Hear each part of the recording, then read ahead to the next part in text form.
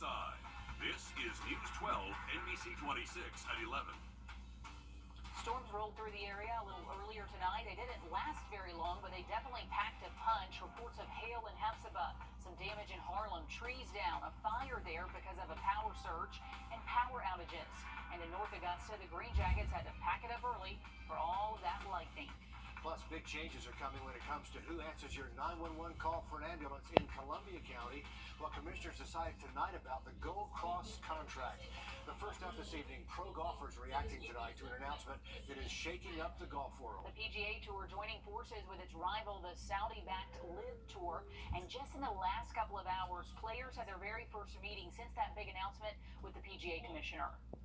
With the PGA Tour, the Live Golf Tour, and the DP World Tour all joining forces, the world of golf is in for some major changes moving forward. Shortly after the players' meeting, local professional golfer Wesley Bryan got into his car and then went live on Twitch to discuss the atmosphere of that meeting. PGA Commissioner Jay Monahan called intense and certainly heated. I've been to a lot of these player meetings. This was spicy. It's real spicy. After Jay got done talking about all of the stuff that he was going to talk, basically talking through the announcement and apologizing for some of the hypocrisy, he opened it up for questions. And when he opened it up for questions, it was electric. There were people that spoke up that I never would have thought in a million years would have gotten that animated speaking up. This merger might be one of the best well-kept secrets in the history of sports because the players found out when we did. The fact of the matter is that this was a shock to a lot of people because we were not in a position to share or explain as we normally would, and that was really a result of the commitment we had made to maintain confidentiality through the end. Rory was in the dark, and that was one of the questions he literally found out today. That it's unbelievable how they had all of this. Just 3 or 4 individuals. That was it. The players who decided to stay and back the PGA while having offers to play for Live Golf are riled up, and even though the divide between the tours might be coming to an end, a new one might be beginning. Jay did get a little bit flustered, and he didn't get speechless at any point, but you could tell there was some visible frustration. Any man that was up there taking some of the torture that he was taking would have not been able to stand too strong. As we finalize this process, I think any player that has stayed is going to realize that the money that they're going to make, the strength of this platform, all the things that we talk about are going to put them in a really strong position. They're going to win. They're going to continue to grow. And we're in a control position on their behalf as we move forward in the structure. There was mention of benefit or why now at this point will we not unionize. I don't even know at all how that helps or hurts the situation. Now, even though there's a lot about this merger we don't know yet, we've heard mixed reaction from everyone, including fans. Here's what a few of our local golfers down at the River Golf Club had to say when I asked them about how they felt about this earth-shattering news. Knew it was coming, didn't know it was coming this soon. I'm glad it did, before it got uglier than it should have been. Wasn't happy with the way the PGA handled it, ostracizing the guys. And it's good for golf. As we saw during the Masters, some of the Live guys did very well, almost won. So glad to see them getting together, and I think it'll be a good thing for the Ryder Cup too. Now you have all the top golfers back in one association, so they can all be in the big events playing each other. Now, while most of these responses were on the positive side of things, some fans that I did speak to aren't fans of this merger, and we've seen a lot of negative responses on social media as well. It'll be interesting to see, to say the least, about how this situation will continue to develop in the coming days. Sports Director Dan Booth on a very interesting day in the world of professional golf. Dan, thanks. To weather now, and check out this video from Peach Orchard Road earlier this afternoon. You can see one of the trees down there along with the power line. Just a small line of storms that moved through starting this afternoon and brought some hail to Hepzibah. And tonight, Columbia County Dispatch tells us there were reports of trees down in Harlem, giving you A live look at the Georgia Power outage map there, where people are still in the dark. About 2,500 outages we count right now. Homes without power.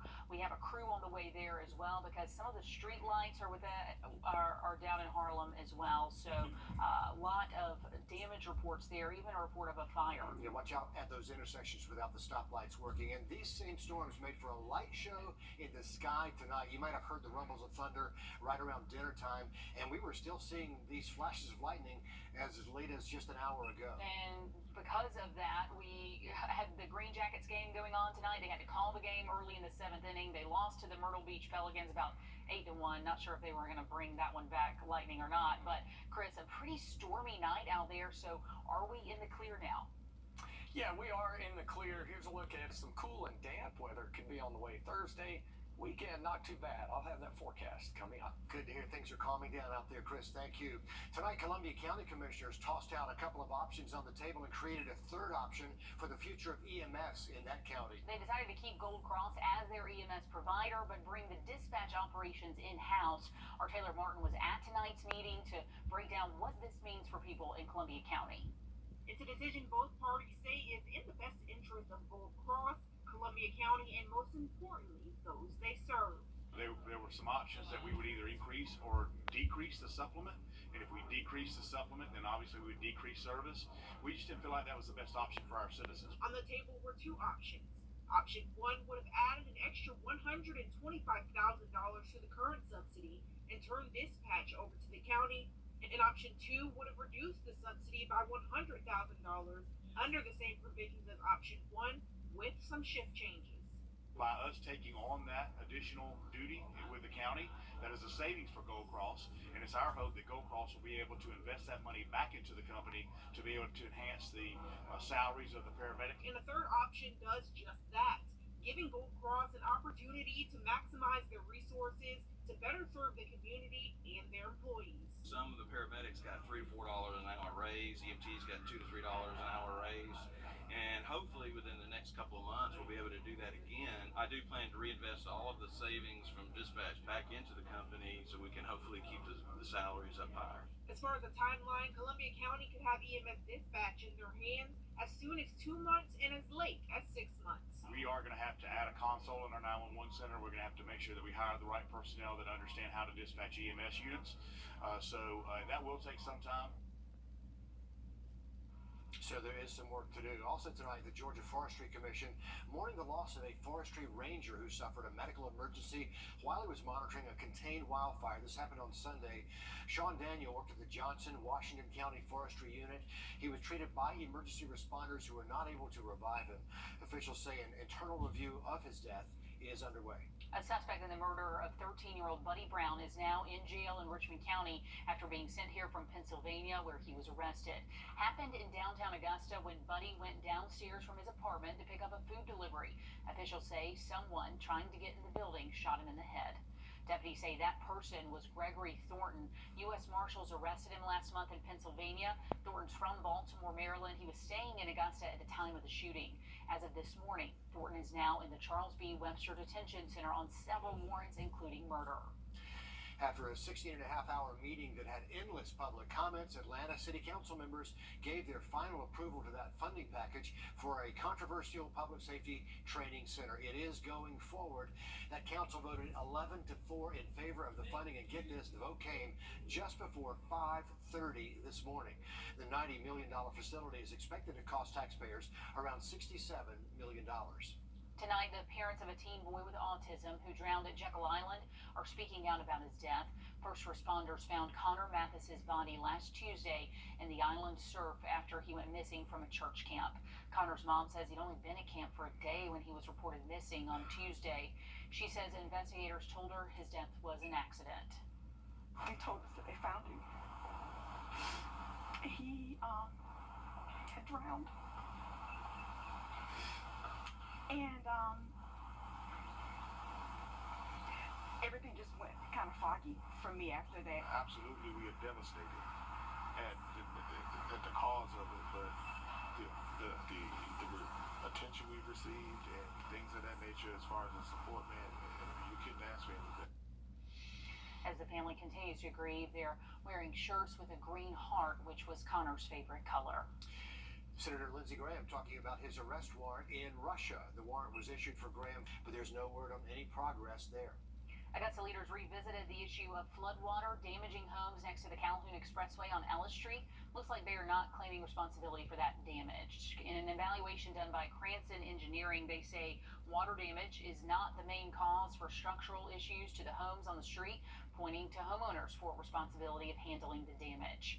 This despite a dozen work orders from the engineering department in 2022 to remove, clean, and repair the storm drain from its inability to contain water overflow. Previous Commissioner Ben Hassan also weighed in last year that complaints have been coming in for over a decade. This is what Commissioner Jordan Johnson had to say about keeping the drain clean. From Eve going up, behind those homes, from Eve Street on back, it's impossible for water to flow to the storm drain. I'm not an engineer, but I'm using just a little common sense. Augusta's administration going to work with contractors to see what other help they can offer Ellis Street and potentially bring back a plan within a couple of weeks. For the fourth time in a month, a rabid raccoon has been found in Columbia County. The county's health department said today a raccoon was found during the day, and a neighbor at the Cottonwood subdivision off of Dozier Road said it appeared to be sick. The raccoon was captured by Animal Services. It tested positive for rabies. Just last week, another raccoon, this one found in Lambkin Woods off Tubman Road, and on May 24th, another raccoon, that one found on a public walking path near Seaton and Brentford Avenues. A few weeks after that, officials found raccoon on Rhodes Farm off of Evans to Lux Road. So rabies is about in Columbia County. Make sure those pets are vaccinated, and just keep an eye out if you see any strange acting animals. Today's high temperature of 92, the hottest since all the way back on May the 9th, only the third time this year we have eclipsed 90 degrees. That said, it was still about 1 degree below average overall for the day. But tomorrow could be even warmer, then more cool weather moves right back into the area. I'll take a look at your 7-day forecast coming up. A problem that is unfolding as we speak overnight tonight. White House National Security Council spokesman John Kirby says they're assessing reports that Russia is responsible for that. 7 people shot outside a high school graduation ceremony this afternoon in Richmond, Virginia. Police say a high school graduate and their father were killed. The shooting happened in a park next door to a building where the graduation ceremony was happening. Police have a couple of people in custody tonight, but right now there's no word on what might have led up to that deadly shooting. This should not be happening anywhere. Anywhere. Whether it's in Richmond, whether it's in Virginia, whether it's in the United States, this should not be happening anywhere. A child should be able to go to their graduation and walk out their graduation and enjoy the accomplishment with their friends and their families. Officials with the Richmond public school system there in Virginia have decided to close schools tomorrow out of an abundance of caution. We're back with more after the break.